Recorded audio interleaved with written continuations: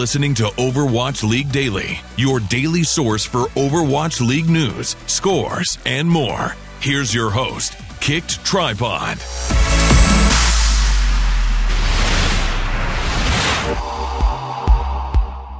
Good morning, Overwatch League fans, and welcome to Overwatch League Daily, your daily source for Overwatch League news, scores, and opinions.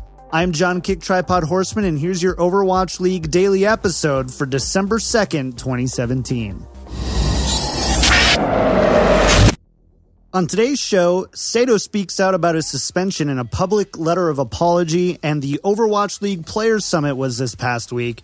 Today, I'm joined by one of the keynote speakers, esports investor, and professional baseball player Trevor May.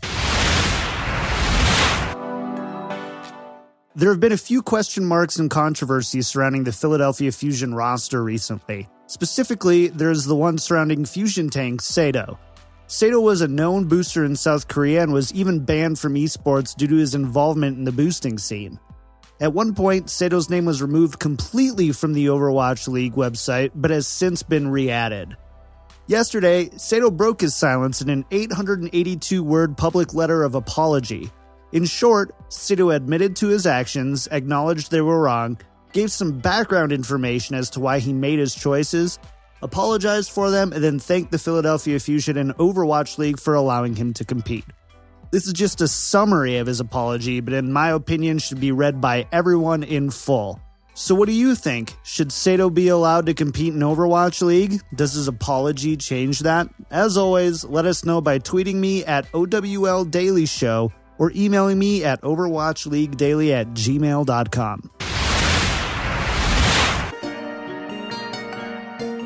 This past week was the first Overwatch League Summit. The summit was designed to be an introduction to the league and its rules and policies. Teams also received their jerseys, hats, hoodies, among other things. The Players Summit was as much a celebration of the beginning of the league as it was an opportunity for players to know and understand the gravity of their professional role as athletes. Invited to speak at the keynote was esports investor and professional baseball player for the Minnesota Twins, Trevor May. Today, he's joining me to share what he had to say to the athletes and the Overwatch League staff. So this was obviously a meaningful moment for Overwatch League. From your perspective, what was the energy like at the Players Summit? Well, first of all, it was really, really cool to see everybody there and all the new players all in the same place. To be honest, there was quite a bit of what am I supposed to do looks on faces because, it's kind of foreign territory to be in anything that organized and that kind of serious looking, like real. And so, they were there getting their training or whatever, or just having the conversations and getting a lot of stuff out of the way. And you could tell that as the day went on, because this was on the first day, that it was all kind of coalescing, like they were realizing how big of a deal all this stuff really is, and how it's not just a single LAN where you have to get pumped up for, and then it's going back to your normal life of playing with your team in your own house. This is like all day, every day, thinking about your next match, your next game, whether or not you're going to play, whether or not you're going to be in the starting six, all those things. You could tell they were just like, oh wow, this is real. And they got really excited. So it was really fun to sit in the back and kind of just be a fly on the wall while they, ask questions and of the other people that were there and try to really get the most out of it. So it was really, the energy was building as we went on. And I hope that my speech actually helped light that fire a little bit and gave them a little bit more perspective on, what they're going to mean as they join the highest level that's kind of been separated from the mainstream a little bit, or separated from the more casual players or the non-pros, and the pedestal that they were already on is now even higher up, and so they have a responsibility and a really big opportunity to capitalize on that, both on the stage and just for their personal brands and for their personal careers. So I hope I got to them, but judging by a lot of the responses I got personally, face to face, I think that I got through to quite a few people. So obviously a huge honor to be one of the keynote speakers there and do that. How did you prepare ahead of time before you got to the Players Summit? Well, I had some stuff that I wanted to talk about in terms of, telling my story and all the things I had to go through to get to the highest level in what I do, and how lucky they are that they kind of get to skip all that, skip the minors. Like, yes, for the last year, they've been playing, the game and at some level or what have you, but it was always kind of the highest level at the time. So like they were always kind of the elite, and there was no, progression, which is only going to happen now that I said, like I said, they're putting on the pedestal. So now you got to work your way up the mountain. It's not just, you're just there if someone finds you. There's a lot of that stuff's going to happen. So I wanted to kind of give them perspective on that's how it's going to happen. And that's something that I have a lot of experience with. So I started it like that. And the first half was probably just, hey, here's some situations you run into. People you're gonna play bad, and someone's gonna light you up on Twitter. A lot of people will, actually, because you guys are so social media immersed, way more than I am, or a lot of guys I know are. So it's gonna be even harder, probably. A lot of people think they can say whatever they want on the internet. You got to have proper equipment to deal with that stuff. And then there's a few things that I discovered about myself being a competitor and competing every day, and being ready every day in preparation and routine, but also like how I determined my successes. It's very easy to go full results oriented and just be like, did we win? Did we lose? Did I kill a lot of people? Do I have all golds? All that kind of stuff. Kind of how the ladder is. It's all outcomes based on how you personally do. And in this game and this level they're going to be at, there's going to be days where they don't play super well, but someone just steps up and takes over and they win and they squeak it out. And there's gonna be days where you play really well and your team loses, and you have to know that it's about the team, and you have to also know that how to get out of a long-term slump, and how to kind of have perspective when you're in a nice little good run there. So, I have some strategies that I use in order to take things back to basics, kind of go down to the foundation of what got me where I was, going over my common things that are wrong with me when things aren't going well, and then going from there, and making it all about the process and not so much about the results, because it's easy to focus on results when everything's going good, and it's really detrimental when it's going bad. So I prepared by just kind of going through some of that stuff and writing it all down, getting it in a list, and trying to remember and touch on as much as I could. But, kind of in summary, it was more of a, here's my story. Here's how where the parallels are between my life and your life. And here's the things you're going to expect. And here's some strategies to kind of deal with some of the hardship that you're going to deal with, because you're not only that, on top of everything, you're going to be homesick. So like, this is going to happen. Like, some of you might not be, some of you don't care, but most of you will be. And it's going to be weird. And just when you expect it and you have perspective and know that everybody else is kind of going through the same thing, then you can get through it and focus on the league. So they really responded. I was, I had a lot of rapt attention for sure. So if, like in hindsight, if there is one thing that you hope that players, and honestly, I know there was staff from the Overwatch League there too, if there's one thing that you really hope people took from your speech, what would that be? Biggest thing is the specific strategies. I really, really want them to think. I'm a very step-by-step, check the boxes type guy. That makes me the most as efficient and as effective at whatever I'm doing, is if I can literally break it down to its simplest parts and just get them done one at a time. And so I broke down like the process of playing a game into those chunks for them. I said, when I pitch, there's 3 steps that I just take every time I throw a pitch, and the reasons I make decisions change, but the process never does. So I said, I usually have a game plan. So I pick a pitch, I focus, I lock myself in on where I'm throwing the pitch, how I'm going to execute it. And then I actually do the physical action of executing. And it's that over and over and over and over again. And hopefully if you have the mental acuity and strength to kind of do that 100 times as a starter, more often than not, things are going to work out for you.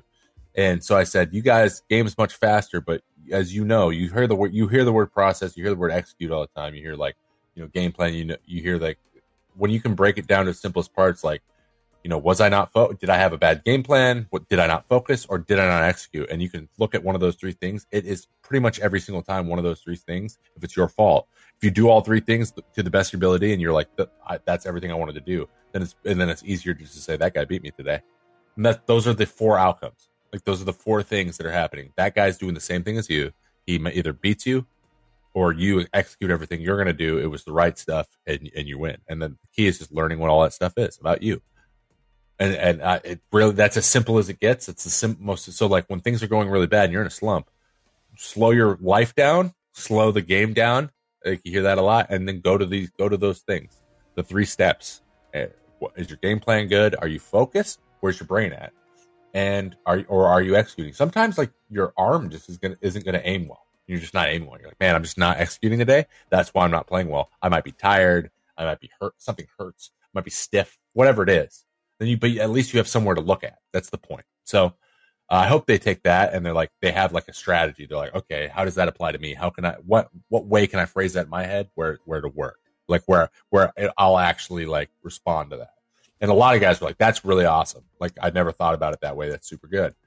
And another thing, I wanted them to know that because they've been playing kind of, if you look at guys like XUC and even Jake sometimes, and like sure, they goof around the stream a lot, and there is an element of like, I don't want to say unprofessionalism, but like just goofery. They're goofing around.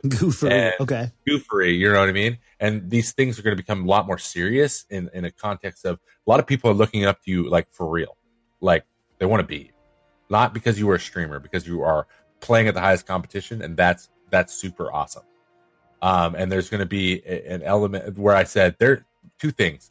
You're going to get in games. You're going to stream off like not during, when you're playing. You're going to stream in the morning or whatever on an off day, and you're going to get a one trick, and you're going to have to respond. And I said there's two things. Someone in that game, probably either playing against you or playing for you, knows who you are and is super, super like nervous or excited or something about being in the game with you.